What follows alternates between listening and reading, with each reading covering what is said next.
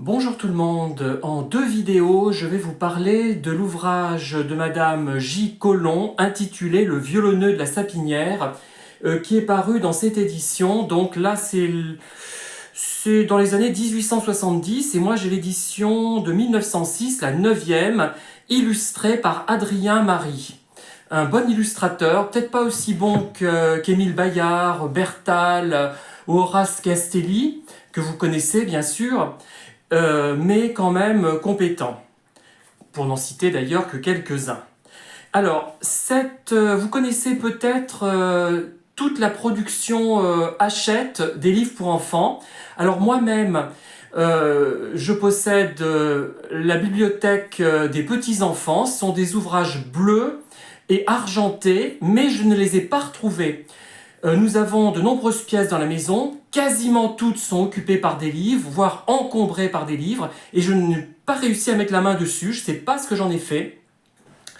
Bon, je vous le dirai, mais enfin c'est bleu et argenté avec un angelot sur la couverture. Ensuite, il y a la Bibliothèque Rose, comme cette édition assez rare des Mémoires d'un caniche. Alors là, j'en ai plus de 1000, je ne sais pas, 1200, quelque chose comme ça, de ces livres. Là, c'est l'édition de 1869, troisième édition, illustrée par Émile Bayard, admirablement illustrée par Émile Bayard, qui a illustré beaucoup de comtesses de Ségur, notamment Après la pluie et le beau temps. Ensuite, il y a cette collection, et enfin, celle-là. Donc la bibliothèque des petits-enfants, je ferai une vidéo séparée pour vous montrer à quoi elle correspond. Alors, donc le violoneux de la Sapinière. J'ai été déçu par ce livre, je dis franchement. Alors, tout s'annonçait sous les meilleurs auspices. Il y avait des personnages pittoresques, notamment une dame, une sorte de vieille fille, qui ressemblait un peu au personnage de Mademoiselle Primrose du dernier Comtesse de Ségur, du dernier roman de la Comtesse de Ségur, intitulé Après la pluie et le beau temps. Malheureusement, le personnage n'est pas exploité.